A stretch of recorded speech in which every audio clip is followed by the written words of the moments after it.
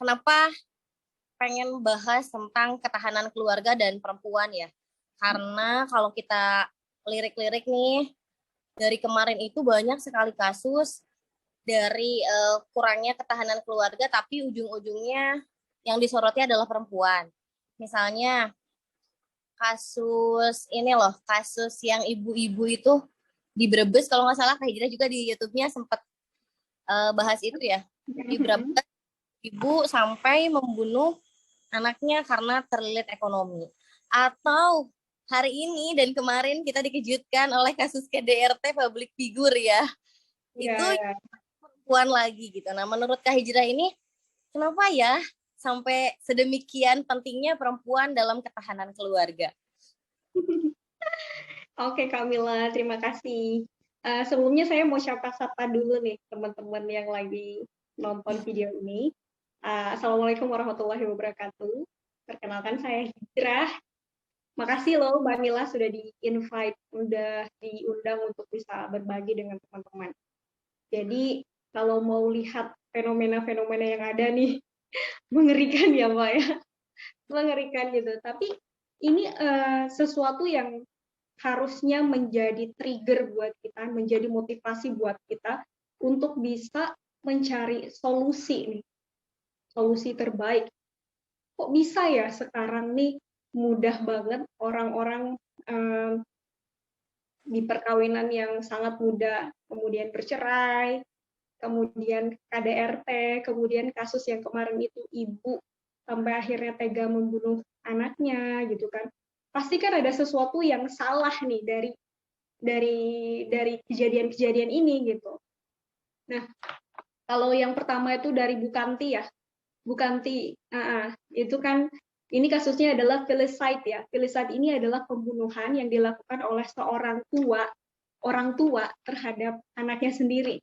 Nah, kira-kira nih, kalau seorang perempuan tega melakukan itu, rasanya tuh nggak ada ya yang tega melakukan itu kepada anaknya. Nah, kalau dia bisa tega melakukan itu kan berarti ada sesuatu yang salah di mentalnya kan. Nah, jadi isu yang mungkin harus kita perhatikan ya bersama ini adalah tentang kesehatan mental perempuan. Mental health ya Mbak, mental health. Jadi mental health ini menjadi isu yang benar-benar harus diperhatikan baik itu oleh pemerintah, baik itu juga oleh semua pemerhati yang ada di masyarakat, dan juga itu menjadi isu yang paling penting yang juga harus kita masukkan di dalam keluarga kita sendiri, bahwa membangun jiwa yang sehat itu tidak hanya cukup dengan fisik yang sehat, tapi jiwa kita juga harus sehat, gitu Mbak Mila. Jadi sebelum kita melihat kepada orang lain, sebelum kita menilai orang lain A, B, C, kita harus melihat kepada diri kita sendiri. Kita ini sehat nggak secara fisik dan juga mental, gitu. Karena itu yang akan menentukan bagaimana kemudian seorang pribadi itu melakukan sesuatu di dalam kehidupannya, menjadi tolak ukurnya. Betul banget. Nah, kan sekarang tuh anak muda zaman sekarang tuh apa-apa betul tadi ya, mental health itu penting banget. Tapi apa-apa tuh selalu semacam di apa ya, bercandain gitu. Aduh, kamu kena mental ya gitu. Kebetulan kan saya ngajar di ini ya sekolah tuh anak-anak dikit-dikit kena mental gitu. Tapi sebenarnya hal itu yang penting banget terus harusnya ditanamkan dari sejak kecil khususnya pada perempuan-perempuan. Karena mau tidak mau sebenarnya perempuan itu menjadi ibaratnya apa ya dalam keluarga itu seperti menurut Mbak Hijrah, kalau Mbak Hijrah kan bilangnya homemaker, benar nggak? Ya. Nah, ya. Begitu. Ya. Jadi kalau menurut saya Kamila, jadi mental health ini bukan hanya untuk perempuan saja ya, tapi juga untuk laki-laki. Ya. Jadi kan keluarga ini adalah entitas terkecil kan di dalam masyarakat yang terdiri dari ayah, ibu, anak. Ini adalah entitas terkecil yang saling bersosialisasi, membangun nilai-nilai yang ada di dalam keluarga itu. Kemudian akhirnya dari keluarga ini terbentuklah masyarakat-masyarakat. Dari masyarakat ini terbentuklah negara gitu kan. Nah, negara ini terdiri dari masyarakat itu yang membangun nilai-nilainya itu kan. Nah, jadi kesehatan fisik dan mental itu harus terbangun di itu tadi, di fondasi terkecil tadi, di entitas terkecil tadi itu. Yang di dalamnya ada perempuan dan laki-laki.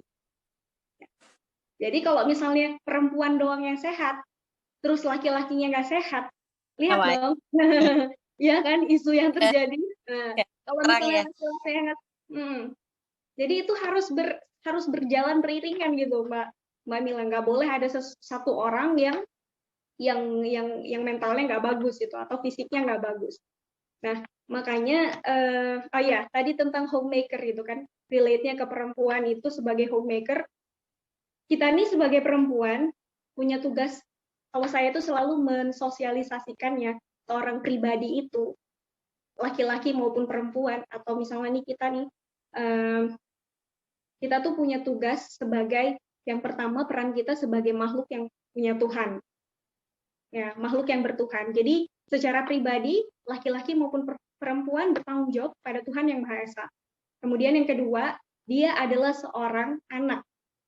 Kita nih manusia yang dilahirkan dari seorang ibu, dan kita seorang ibu dan ayah, ya, seorang ibu dan ayah, dan kita punya tanggung jawab lahir dan batin juga untuk bisa bertanggung jawab memperhatikan kedua orang tua kita gitu, memberikan kasih sayang kepada kedua orang tua kita. Kemudian yang ketiga, kita ini adalah sebagai istri.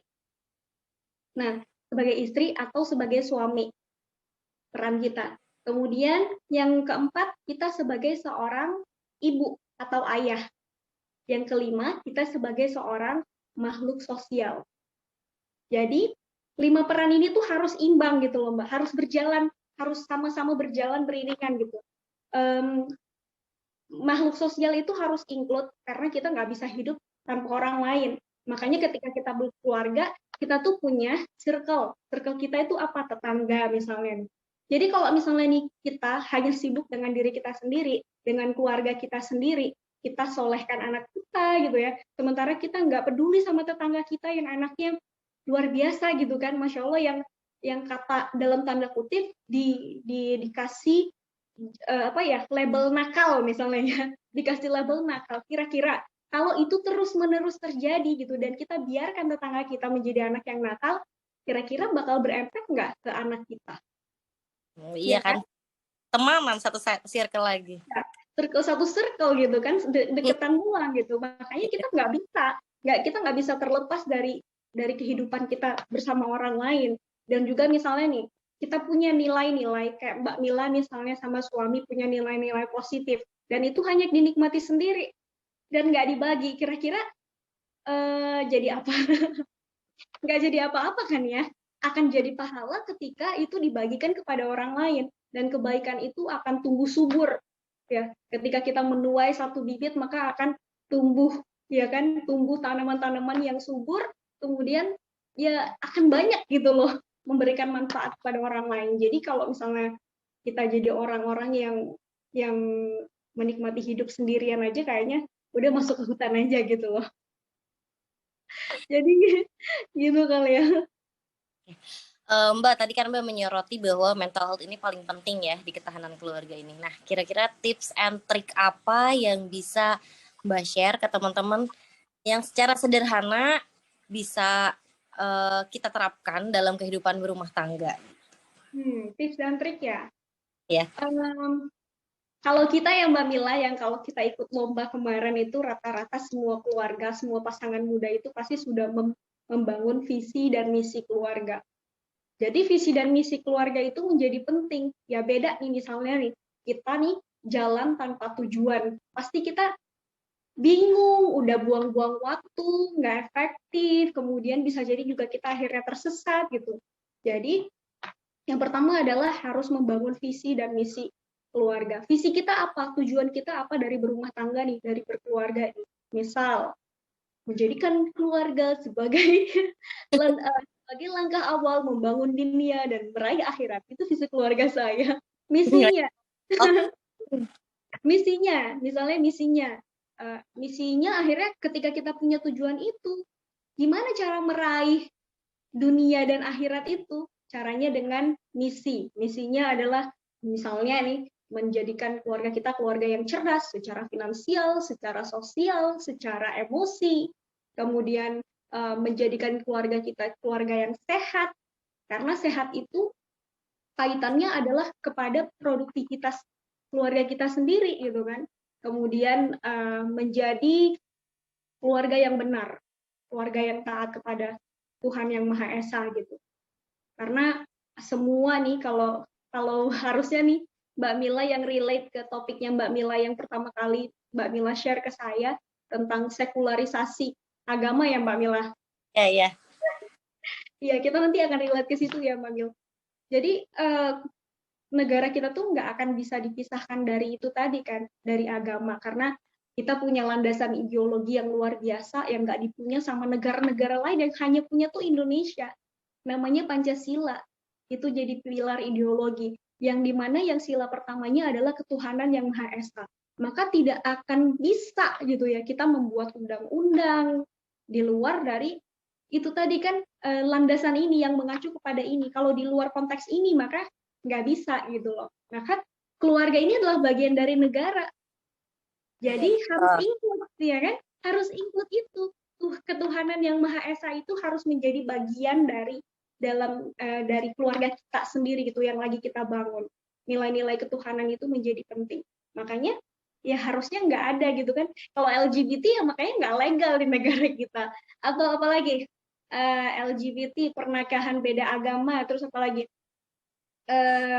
kumpul kebo misalnya ya kayak yang dilakukan sama orang-orang luar negeri yang mereka nggak punya status pernikahan tapi tinggal bersama. Di Indonesia itu nggak bisa karena itu bertentangan dengan Pancasila, bertentangan dengan undang-undang.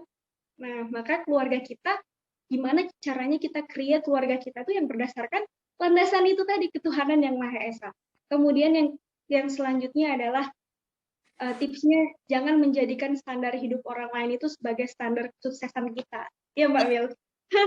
Karena kan banyak influencer ya Mbak Mila. Ya, banyak influencer di Instagram, di YouTube dan lain-lain. Ketika kita melihat dia, wow kehidupannya terus seolah-olah menjadi kerdil dengan diri sendiri gitu ya. Iya ya.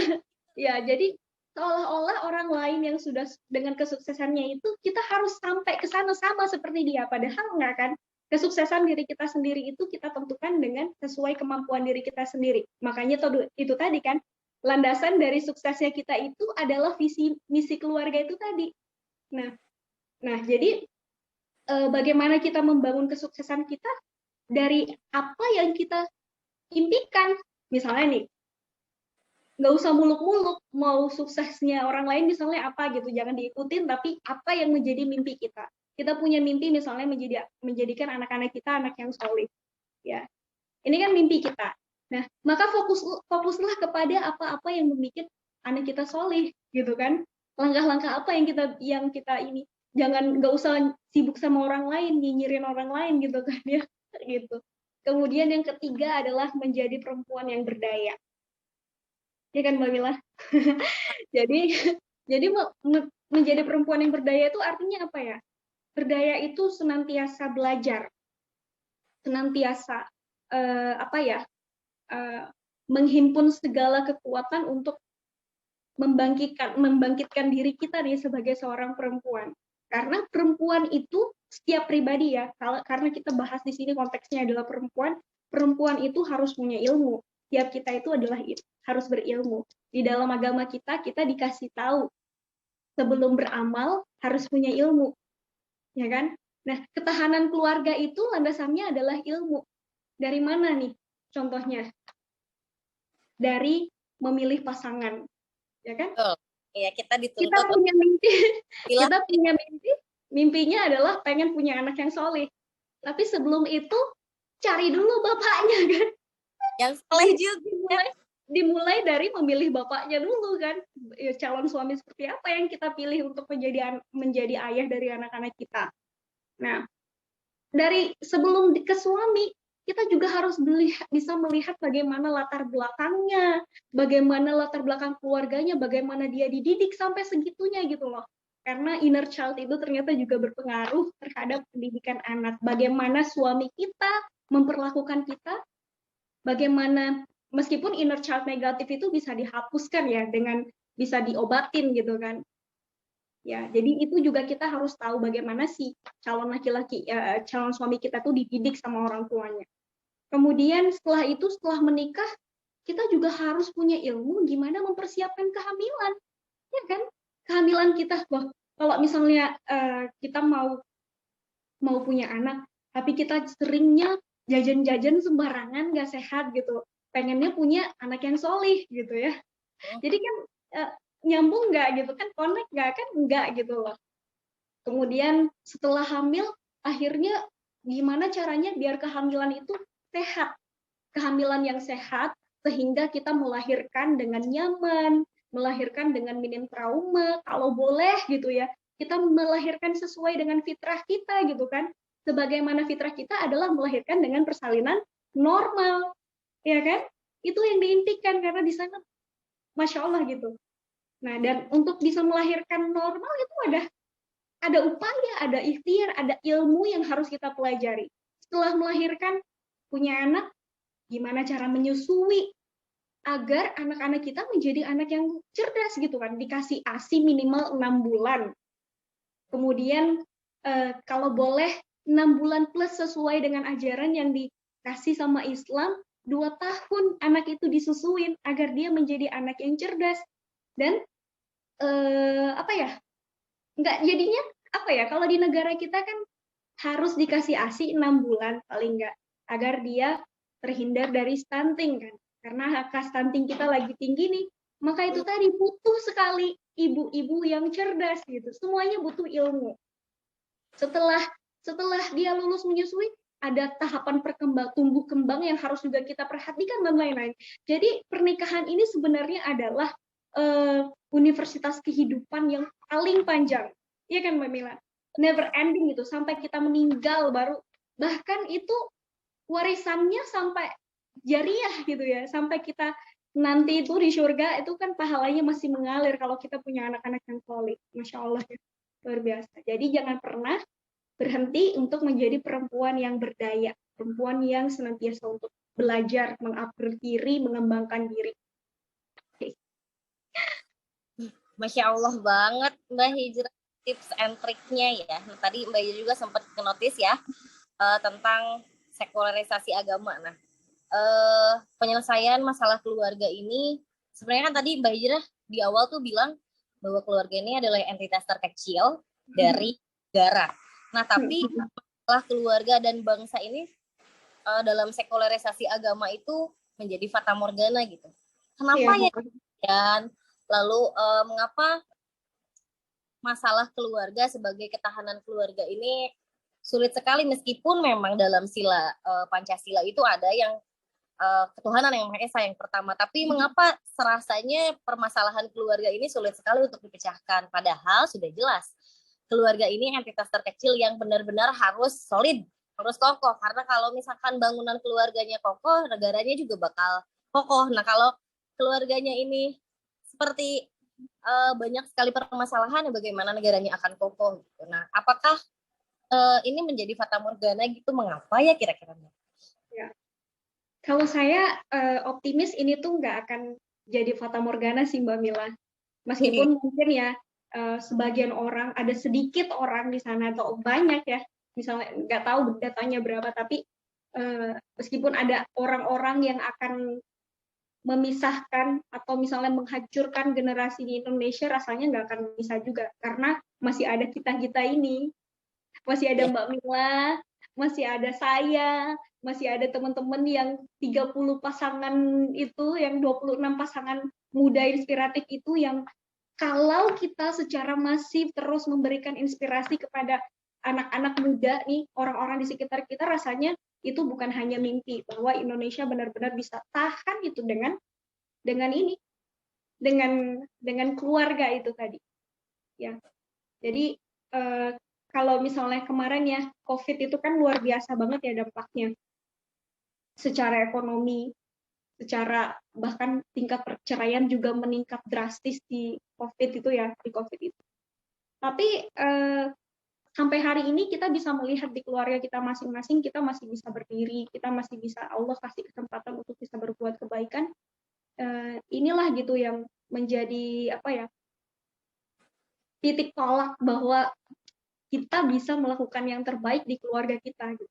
Selama masih ada para pemuda yang punya kesadaran ini, kesadaran tentang pentingnya keluarga itu, maka insya Allah Indonesia tetap masih akan berdiri dengan keluarga itu, keluarga-keluarga yang kokoh, Mbak Mila.